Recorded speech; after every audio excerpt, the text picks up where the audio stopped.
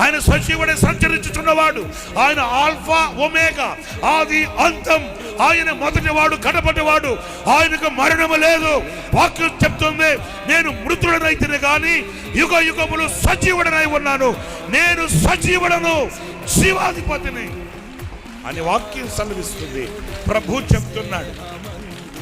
మనందరి పాప పరిహారార్థమై, మనందరి పాపమును మోయడానికి, సర్వలోక కళ్యాణార్థమై ఈ లోకానికి వచ్చి ఆయన మన కొరకు దెబ్బలు తిని, మన కొరకు శిక్షా స్మృతిని అనుభవించి, మన కొరకై ఆయన కల్వరిలో తన ప్రాణాన్ని పెట్టి మన కొరకు చనిపోయాడే. కానీ ఆయనకి చావు, మన కొరకు చనిపోయాడు, మన కొరకు బలి అయిపోయాడు, మన కొరకై పిండబడ్డాడు, మన కొరకై ఆయన కాల్చబడ్డాడు, మన కొరకై సిలువలో వ్రేలాడాడు, మన కొరకై ఆయన ప్రాణాన్ని దానం చేసి మరల మన కొరకే పునరుద్ధానుడై సజీవుడై లేచాడు.